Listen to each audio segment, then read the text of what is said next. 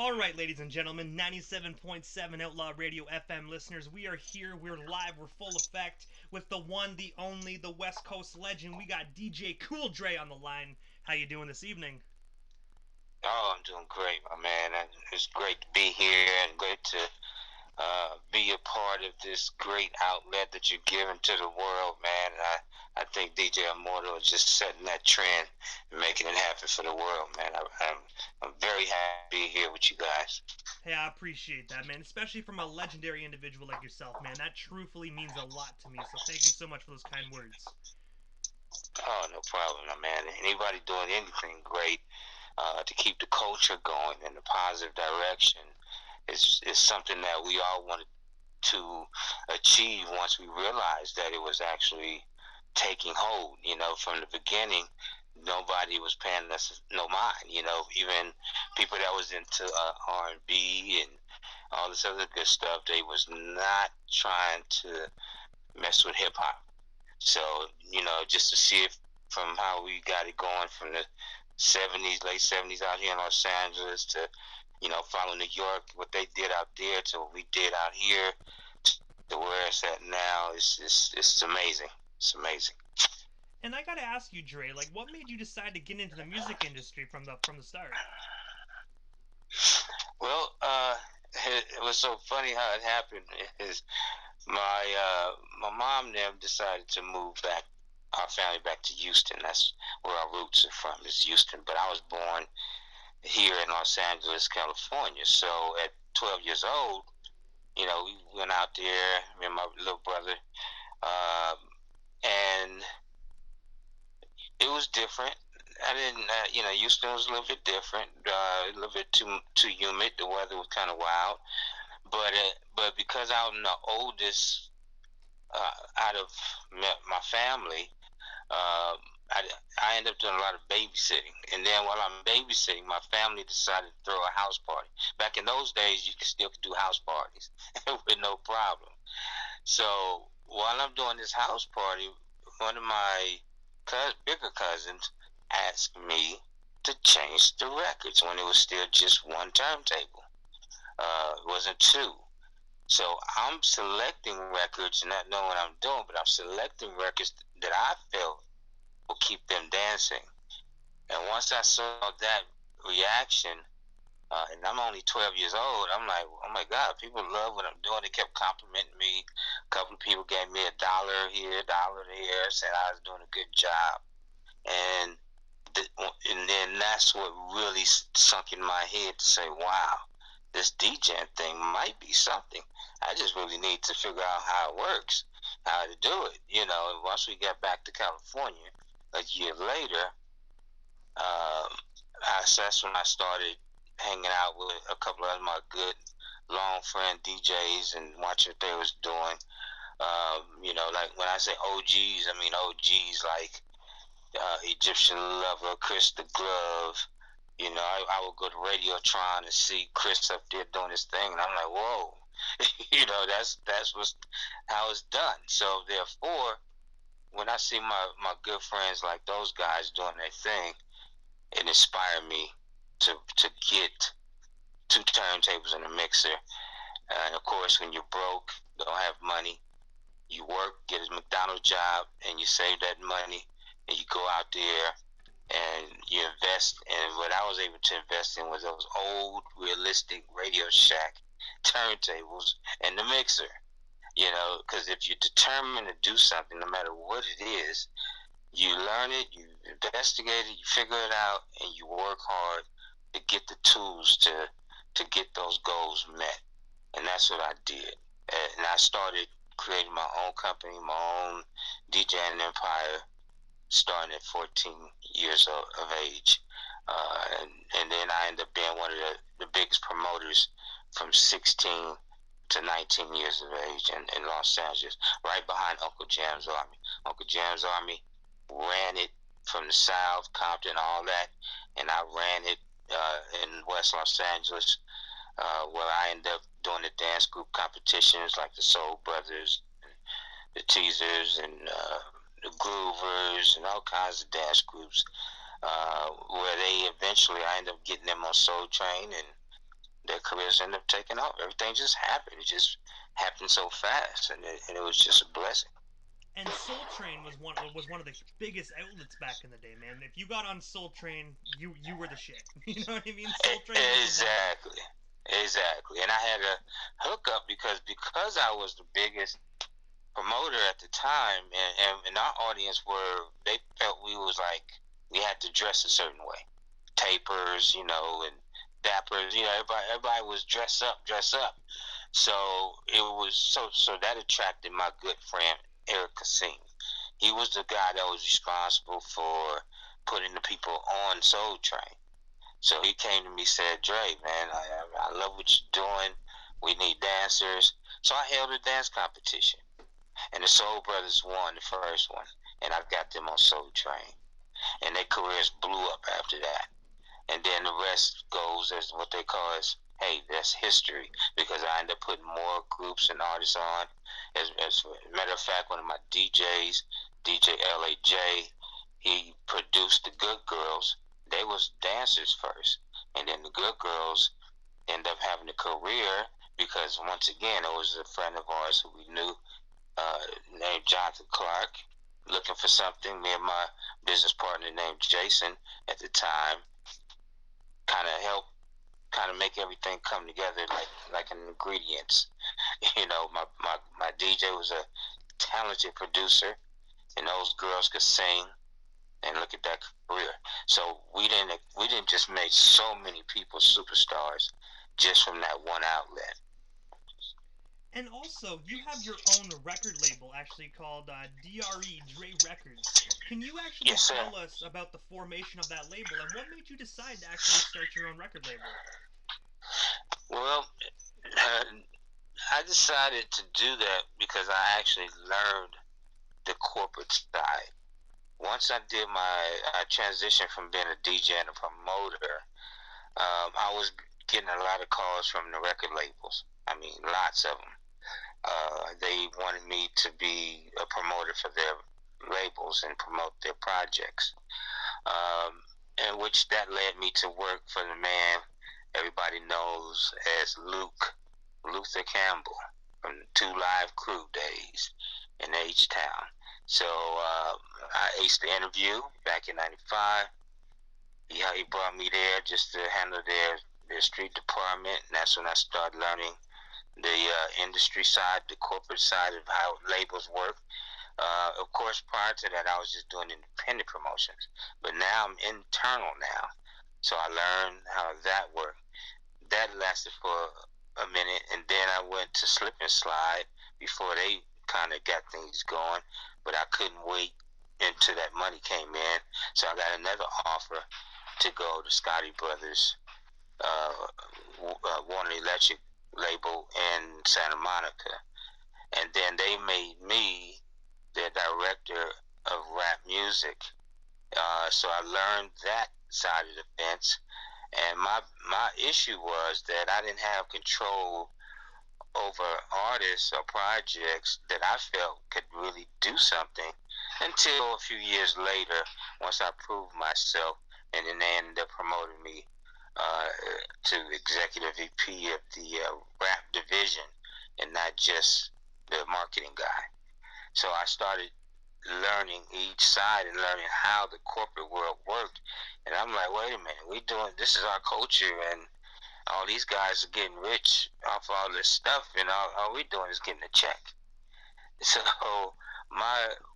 once they sold the company, and I turned down so many offers to go to other labels like Def Jam, Atlantic, you know, thinking that these guys are going to be there for a while, and I'm bringing in millions of dollars to the organization, and they sold it. So I was totally pissed. I was pissed the F word off. So I do want to say we are uncensored, so if you want to swear, you can. We are a completely uncensored station. Oh, okay, great. Then yeah, that pissed me the fuck off. So I was really upset about that after putting in that many years of hard work, bringing in great executives.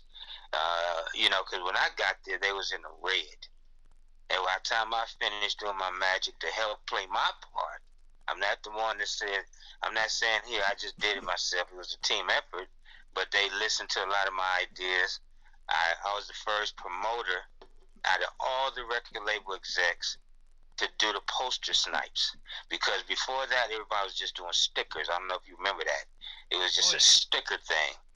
Well, I was the one that created the posters. I did a mad rush in LA that spread from Los Angeles to New York, and it blew up. The labels called me, all the reps from who run those divisions called me. It was, oh man, you came with that idea. Oh, you see, everybody's talking about it. And of course the city billed us for it. But so that's when the labels start calling me to work for them, and I decided to be loyal to these people. And I ended up getting jerked around like the rest of us, putting in all this work, and then we got screwed.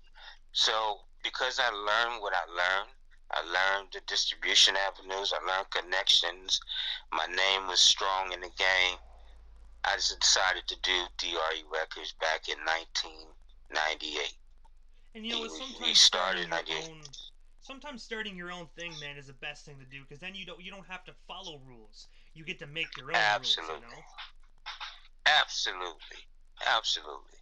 But the only thing that I like with the way the industry is now versus back then, you still relied on distributors to get your CDs because it was still physical product. So you still had to you still had to deal with them. Even though I had a list of all the mom and pop retail stores, but the chains, they still wanted to go through this and that, whatever, with these distributors with their accounts and blah blah blah.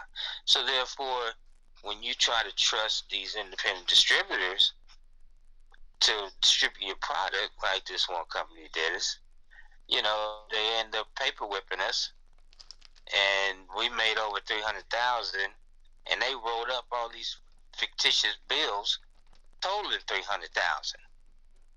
So these are, so tricks of the trade is you have to do everything. When I say everything, I'm talking about even distribution, just like Luke did. Okay, you build up the mom and pop slowly but surely, and you do everything yourself, and don't rely on the middleman. The middleman will always get you messed up. So now, because of the digital world, of course everything is still easy. However, you still got middlemen. You still got these so-called digital distributors that still ripping these kids off. And you still got these companies that developed out of nowhere, paying pennies on the dollar and doing all this other ridiculous stuff that makes it a little bit tougher for people to make a good living. Like, say, we made good money back in the 90s, way better than what the kids are making now, because these kids are making pennies on the dollar for their hard work, so they have to rely on touring, doing nothing but touring to make their money. And that's the sad part about the industry. It's just being ran through, and that's why I feel that everybody who's in the culture, from companies like yours to companies like mine, to anybody that still believe in control and ownership, we all need to support one another in order to get things to where everybody could get to a level of fairness. Okay, fairness. That's what it's about. This business, we all know, is a crooked, hustling business. It's like that since the inception of the business, and it might always be that way. But it takes those of us who are in key positions to try to change that to the best of our ability and work with people that is hearing, are screaming, saying, "Hey, we here. We here to help."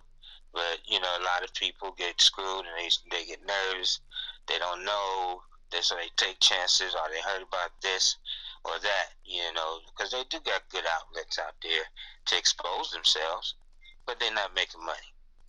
That's the key. So that means they have to tour. They have to rely on sponsors. endorsement deals, merchandise, just to take care of their families. And it should be more than that. And I also saw a picture on your Facebook of you holding your platinum plaque for Tone Loc's album Loked After Dark. I have to ask you, how does it feel to have that platinum plaque on your wall? And of course, how did you and Tone Loc actually get connected? Good question. Um, it started with Young MC first. It started with me getting a phone call. You remember I told you when I was a promoter and all labels was calling me Oh yeah. because I was the biggest promoter. Well, Delicious Vinyl, when they started, they was one of the companies that called me. They had a little office, a little room on Melrose, and this guy named Orlando, who did the A&R stuff, called me in. He asked me, because I was a popular DJ at the time, as well as a promoter. Hey, can you guys come by? I know you've never heard of us, but we call Delicious Vinyl. Da da da da. Check us out. Tell us what you think. Can you help us out? They really wanted some help. So I went down there. I met with them, and they played me Marvin stuff first because he was the first one to come out. And I told him, I said, this is a good record. I would love to promote him and get him on our stage.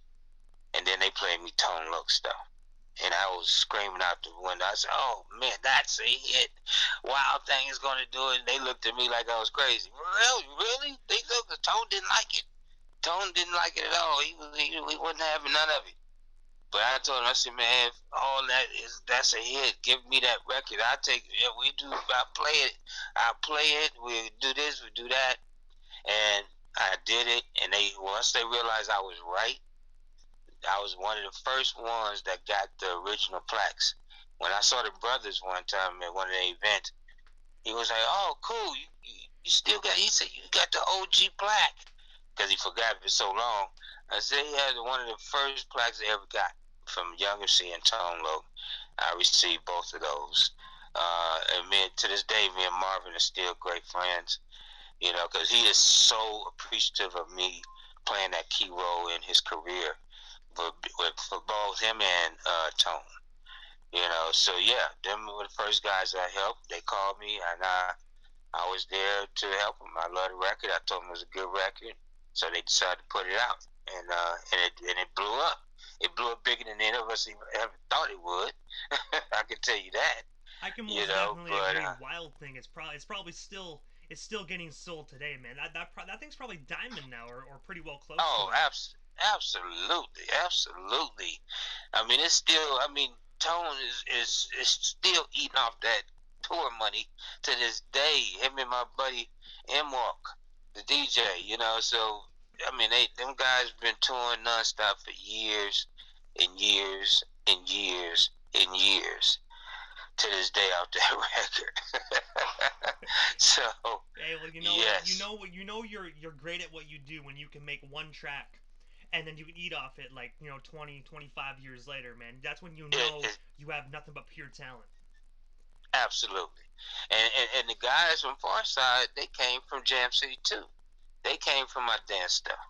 And then, of course, ended up going through the Avenue and Delicious, from the Soul Brothers, because they liked the Soul Brothers and Soul Train.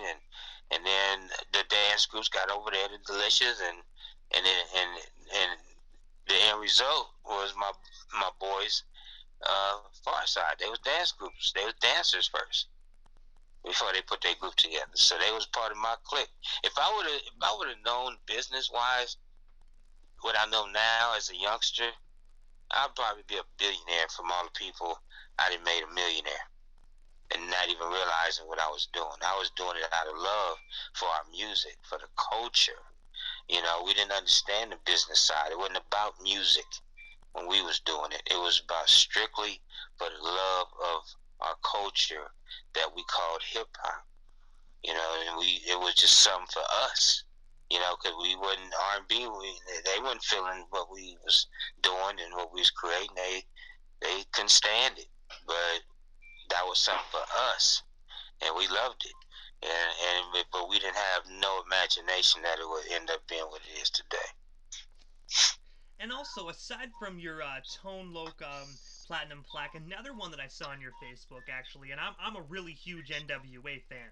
I have to ask you, man, how did you get connected with N.W.A, and of course, how does it feel to have a plaque for one of the most lyrical, one of the most biggest records of all of hip hop is a Straight Outta Compton?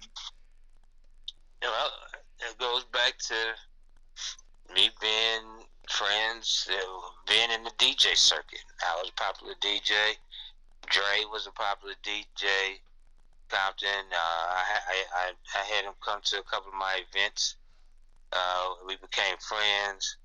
I knew Jerry Heller when he was at McCullough Records before he even got with Eric. So everybody knew Jerry. So I knew Jerry, and I knew Dre. And then once the N.W.A thing started happening, because before the N.W.A started popping off, my buddy Sir Jinx would come to my events all the time. Him, and he would bring Ice Cube sometime. But Cube wasn't digging that kind of music and the preppy dancers and all that. So the Cube would just sit there and look at it like, what the hell is this? But Jinx would be up there dancing, having a good time. Jinx was a dancer. A lot of people don't know that. Jinx was a hellified dancer, as well as a producer, But he would bring me their first record, CIA, him and Cube, and there was another guy in the group. He would ask me to play their record all the time. So I'll play it for him, but the people would walk off. They wasn't feeling it. So I'll be just telling Jinx, man, y'all got to bring me something else. So, Jinx, I think it was Jinx that brought me the N.W.A record, and we played that. And then eventually I ended up meeting Eric. Jerry already knew me. They wanted to put me on the payroll to help promote the record. But Eric was one that brought me the records free first, before Jerry decided, because Eric told him to put us down as payroll, because he said, DJ Cool's is the man. We need him on the team. Eric hired LA's best top promoters.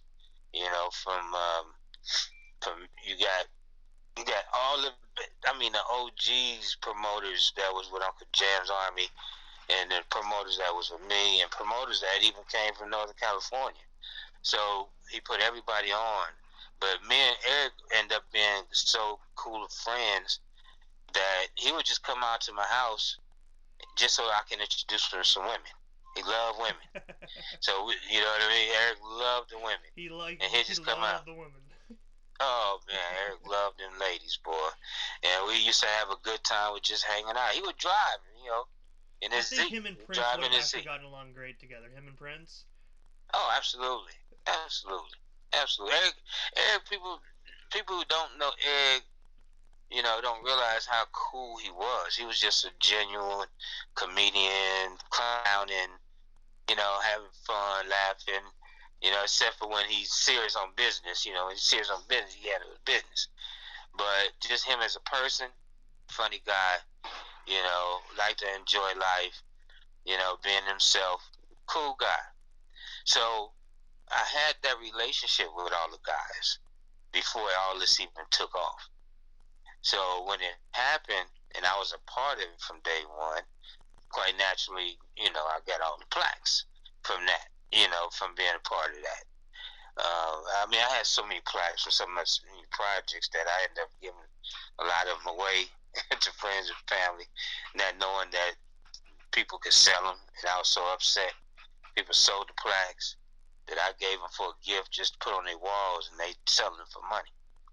So yeah, those plaques are valuable, but especially this N.W.A one.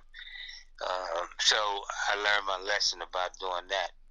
But yeah, it goes right back to just being friends with everybody before things took off. And once things took off, man, it was like it just brought us to a whole different arena of reality. Like, first off, we couldn't believe that people were responding to the record the way they did, Boys in the Hood. And then it took off, and then it was just crazy. It was crazy. I wasn't the type to go on tour and want to hang out with Eric and with all that, because Eric, Dre, all them guys knew I wasn't about to. Yeah, let me go hang out with y'all, man. So we go hang out with the girls, do this, do that. No, I was too busy trying to do my thing while they did their thing, and and I was always low key. I really don't do press. I really don't do interviews. I just do what I do.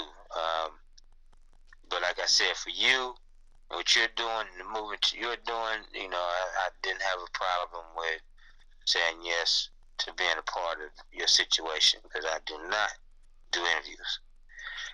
So I have to it's say though, I definitely an honor for appreciate me that, to. and I don't mean to interrupt you, but I do want to say I appreciate that. I really do because it just proves that I caught your eye and I'm doing something for the culture, man. And I want to say like I've actually been a fan of your work for a long time, man. You know what I mean? So the fact that you said yes when you don't do interviews, I do want to say Right. I appreciate that down to the fullest.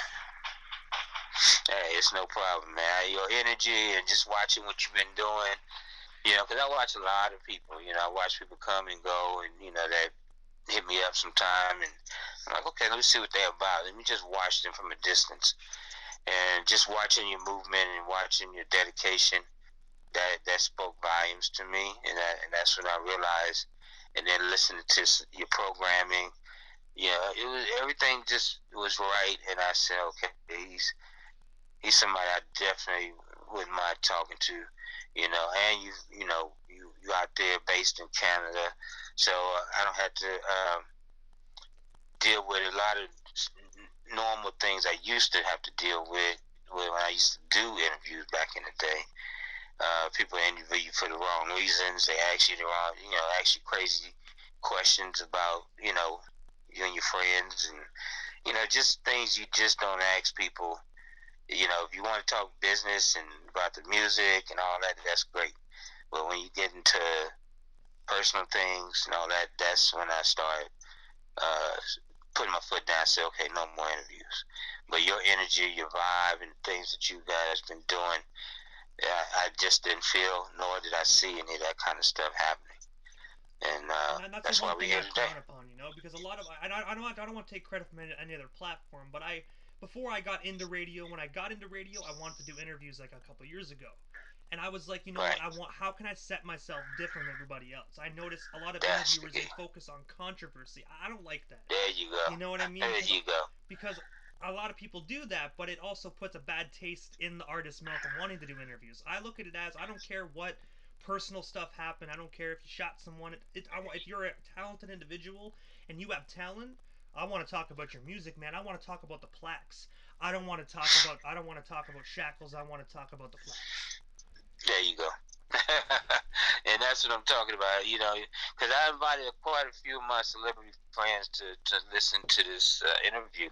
And I'm quite sure a few of them definitely would love to talk to you later, especially once they hear a lot of things that you're saying and that we're talking about that would make them comfortable to even, also participate with your program and want to be and would love to be a part of it. And so I think what you're doing is great. You're not doing all that controversy, typical, madness that you see either on TV, you see on radio, you hear on radio. It's just like, look, if you really want to know good things, like you was like asking me good questions about how did I get in the mix with Eric Nem and all that good stuff. To me, that's cool. But you're not sitting here going into other things that I know I wouldn't want to talk about, dealing with people I call a friend, whether they're here or not.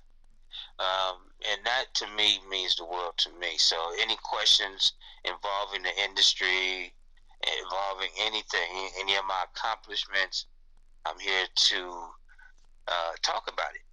We can definitely make that happen for it, for the Outlaw Radio. And if you don't mind, before we do let you go, I got a few more questions actually, if that's all right with you. Yeah, absolutely, absolutely. And I know we're probably jumping around the timeline here a little bit, so I want to say my apologies. But going back to 1988, you were a member of Sweet Monique and DJ Cool. I have to ask you, what's the story behind that formation, and how did you guys get connected? Wow, you did your research, didn't you? Okay, all right, you did your research. Um, well, once again, that goes back to me being a popular DJ. I was a very popular DJ back then. And Sweet Monique, she was a cousin of one of my MCs, or a good friend of mine. who I known since high school. So she's from Philly. So she had her Philly style of rapping, and she wanted to see what we could do with just doing some music that she felt that would represent her style and her Philly style. Now, if you look at the names on there, you'll see one or two, but you might know one for sure. Popular associate producer on there by the name of Johnny. You know who Johnny is, right? Oh yeah, Johnny oh J. yeah. Johnny J's the one that produced them hit records by Tupac. You He know, also did a lot of work with Napoleon after Pac's death. He was part of that yeah, song "Never Forgets," which was a big, in my opinion, it was one of the best Tupac tributes actually out there. absolutely. But unfortunately, we lost my man. When he was in jail. God bless his soul. Through that racial stuff. Yeah, they didn't like the fact that he was a high producer for hip hop, which I didn't understand that. But I was devastated. And I do want to But say, they might be able to take his life, but they can't take away his accomplishments and achievements that he achieved because he was hey, one of the hey most man, underrated producers I've ever encountered. He was phenomenal. thank you for saying that on your radio show. That's all I ask people whenever I speak about my real true friend. I mean, we was like I said, we was broke together. We was friends, and that was our first little project we did together with this investor guy named Kenny Carr, whose name is on there, and we was just having fun. It wasn't nothing serious. It was just something for us to do for her, for Sweet Monique, and but unfortunately, the guy didn't promote it at all. But he did release a whole lot of 12 inches, and then I get calls 15, 20 years later saying that the record is hot overseas and that they're making nothing but copies over there, getting rich off that record. And that's how the industry works when you're dealing with indies at the time. That's not on top of their business, and that's not the first record I did with some other members where we went through some other indies and they did us, wrong. We did some stuff on Harry and Henderson's TV show. I produced a song on MCA Records for this famous singer Jackie McGee, who sung on Keith Sweat's record, "Make It Last Forever." It's a song called, she sung that record with Keith Sweat. Her album, because of her manager, you know, it flopped because he picked the wrong singles to release. MCA Records wanted to release our single. If you get on, do your research again, look up Bell and Dre. That's the name it's under, Bell and Dre. The song is called "Something's on My Mind." It's an R&B record. Came out in '91. We thought we was gonna be the next double, hot producers, which we were. Everybody loved what we was doing. But this guy gave us some bogus management contracts. He gave us $1,000, when MCA Records gave him 50,000 to pay us. I mean, it's just stuff like that you go through that kind of makes you go through depression at times working in this cutthroat business. So things that always isn't glamorous out there. So all your listeners that may be listening to this and want a little knowledge and wisdom on the industry, what I can tell your listeners is this: you will eventually go through some kinds of ups and downs and disappointments. You would think certain people that you meet are the one that help you get over the edge, and at the end of the day, it's the person that rips you off the most. So, but don't let it discourage you. If you know you have the talent and you believe in your talent, stick with it. Stay with doing what you do. Follow through with research. Listen to radio stations like my man's here, Outlaw Radio, for when he may have an individual like myself on to help give you guys a little bit of encouragement to hang in there, keep working hard, and you eventually will have your record in rotation on Outlaw Radio and in many other stations. But you got to put in the work. You have to put in the investment, and nothing is going to be given to you free. You can't expect everybody to just hand you things. You have to pay along the way before you finally start seeing your returns. Period. And I gotta say, that is some phenomenal advice. And the one thing that you also are doing as well, you're giving back to the community as well. I also Yes, sir. read that you actually had started your own sickle cell disease foundation in 2016. Can you tell us a bit more about that? And of course, where can our listeners actually just donate to that amazing foundation? Wow. Yeah, you definitely dug in. Yeah, I started that foundation because a lot of my friends and a lot of people who know me don't even realize that I was born with sickle cell. So I'm living with this illness every day of my life. So, which means those of you who may not know what sickle cell anemia is, besides listen to what I'm about to say, do your research. Just Google it, and you can read a lot about it. You can see what we go through. You know, you guys, those of you who listen to Mob Deep, you guys know Prodigy. Prodigy passed away from complications also dealing with sickle cell. Left Eye from TLC, not Left Eye, I'm sorry, T-Boz from TLC also has sickle cell anemia. So it's a illness that we're born with when both your parents have the trait. Both your parents have the trait, you have 50% of getting the actual disease. So both my parents had the trait. I end up with this illness. So that means I spend 90% of my time trying to stay healthy. I have to get blood transfusions. As you get older, your body starts to get weaker. So that means I'm going through what they call chronic heart failure. I have too much iron in my blood because I have to get blood transfusions every month.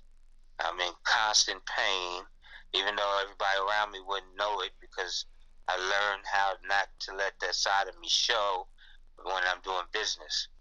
But it's a foundation where we're trying to make people aware of the illness to where we can help people try to prevent themselves from having a child with this horrible illness. If they know about it, they know that, okay, I'm married to you. Hey, let's just do it for just common sense and to make sure that we're okay before we produce a child. Let's make sure I don't have a trait, you don't have a trait. If we do, then that's something we have to talk about. Are we willing to bring this child into this world that could suffer with this illness and may not even live to see 21? Now, my doctors used to tell me that. Oh, you might not live to see 21. You might not live to see 35. And I'm still here at 52. Going to be 53 in September. You know, it's all about how you take care of yourself, your diet, and knowing what you're dealing with in order to prolong your life. Yes, I lost my little sister, who's 2 years younger than me, in 2017 from the illness. So it's no joke. This illness kills people. So the foundation purpose is to make people like your listeners aware of what's going on with this illness, that you can see people, you can shake their hands and wouldn't even know they have the illness. You think they're perfectly fine, but they're not. They're fighting for their life. So, with awareness and knowledge, I feel that that will only help people, try to prevent the future generation from having to suffer with this illness. And at the same time, when we accept donations from people, we accept donations because what we do is I go to hospitals, local hospitals every Christmas, and the donations we receive, we get a gang of Christmas gifts, and we take them to the children's hospitals, and we try to make their day a whole lot better, because a lot of people don't realize when kids are in the hospital during those times of the year, that's the most devastating time for them, to be in the hospital stuck on Christmas Day while the rest of everyone is at home with their family celebrating and eating a good meal. So we try to go in and try to brighten their day up and talk to them, because when they see somebody with the illness themselves, and they get to ask questions and talk to me or talk to any of my other associates, it makes them feel better, and they love to receive gifts from people that donate, whether it's clothes, toys, bikes. It's a lot of great things we try to do. And also, we also pay for families who don't have enough funding to help pay for these medications. Well, it's one of my medication that I have to take every month costs $10,000 for one that I have to take. Okay, one, and the other costs $1,000 a month. Okay, so this stuff is not cheap. Okay, I mean it's not cheap. It's very expensive. So any and all help is always appreciated with the foundation. And all they have to do is just send any of your listeners would love to send $1, $100, 50 cents. It doesn't matter. We appreciative to it. And those of your listeners that want to do a big donation because they want to write it off, they send us the letter stating they would love the 501c part of it so they can write it off. We have that for you.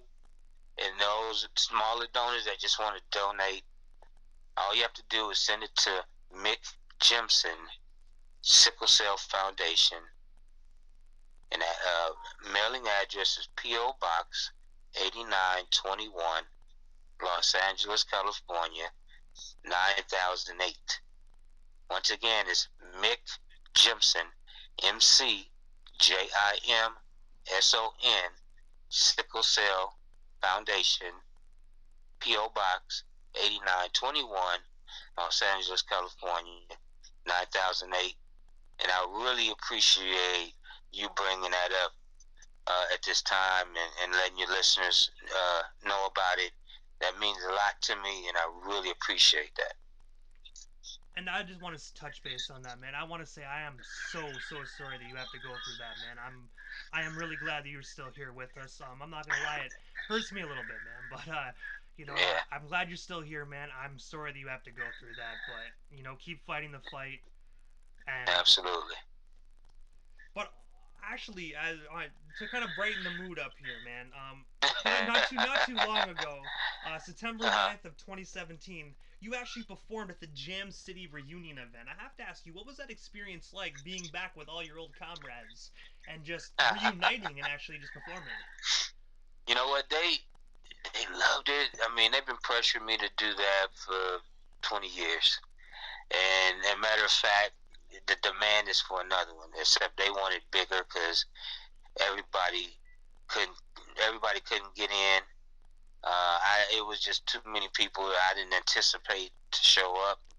I thought it was going to be a great event, just though, but it was just overly crowded, and we have to do another one, but a bigger one. Um, but the Jam City reunion is going to be even special, bigger than that one, because now we have more people, celebrities and all want to be there, and want to be a part of it. People I didn't even think would had an imagination that they would want to be a part of it, because they at that time they wasn't a celebrity. It was, so now we got everybody wanting to make sure they attend the next one, and we just trying to get that done.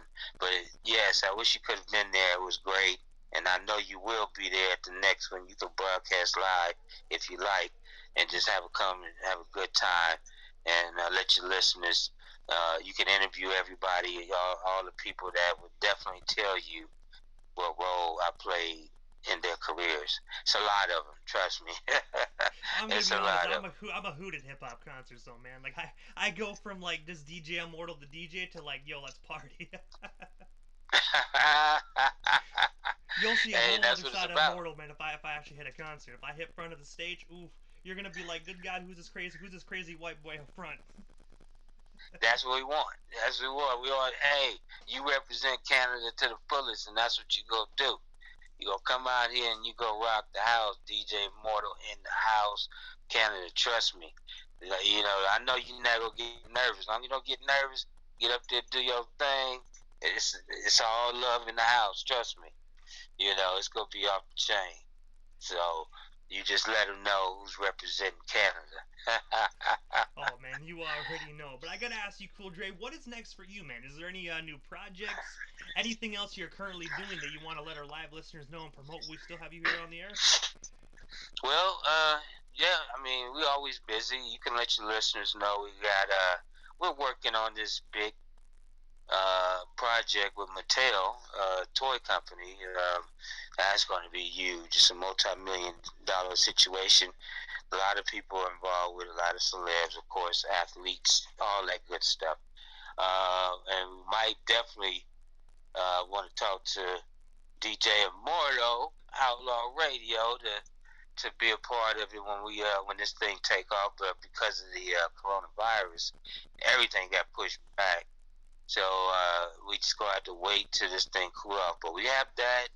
Then at the same time, what we're doing now, and which we've been doing every day, we still consult and manage special projects.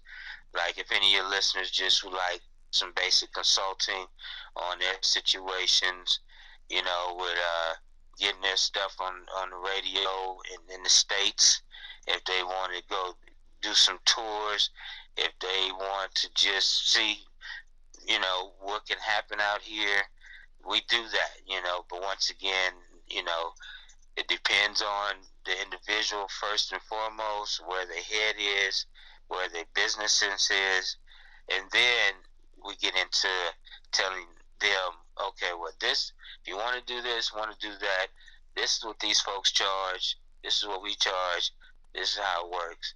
And we can guarantee A, B, and C, but we can't guarantee no hit at all. But we can guarantee what we can do from being in this business for over 30 years. Yes, we work with all the major labels and all the presidents and all that. I watch these people grow from A&R interns to powerhouses.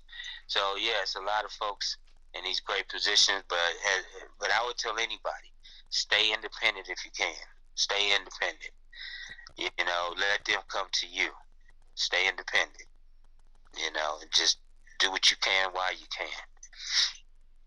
And that is most definitely true. And I gotta ask you, man. So this is the time in the interview, there, Dre, that I give a chance for the individual that comes on the radio station, just a chance to give shoutouts to whomever they want to give shoutouts to. And of course, if you can, drop them social media handles. That way, our listeners can follow you if they're not already doing so.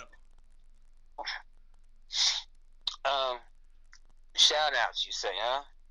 Yeah, you have the floor. Let's see. All right, I'm gonna give a shout out first and foremost to my man DJ Immortal. You know, I think what DJ Immortal is doing for his community, for his station, and his grinding, and all the business that he's doing, I just want to give you a shout out first and foremost. I appreciate you. And of course, I would like to give shout out to my friends and people that I know is listening. I know I can't name all you guys that are listening to us, but I'm gonna name a couple of celebs. My boy Cocaine, my boy Sir Jinx, my boy Doug Young, my boy Scotty, one of the OG promoters. Let me see, boy Dr. Dre, and let me see, all the McJimson family out there that's listening, all my berries, all my people in Texas, all my people here in Los Angeles, all the ladies, all my fellas, my boy Von Dre, and who else? So before they say, hey, you didn't say me. Let's see. All my aunties and uncles, I know you guys are listening. Thank you for listening. And if I missed you, it's only because my brain is slow. But other than that, thank you guys for tuning in to us and listening to this interview. And tune in to my man DJ Immortal Outlaw Radio on a regular. All right? Do it for Cool Dre. And I'm out. I appreciate you, Dre. Thank you so much, man, and have yourself a wonderful night as well, brother. Yes, sir. You too, my man. And I'll talk to you later. And thank you for this great interview. I really appreciate it. You are most certainly welcome. Well, I normally put them up on YouTube as well, and I will have that back to you by the end of the evening. I'll send you the direct link to your Facebook DM. So thank you so much, Dre. Appreciate it. Take care. You as well, brother.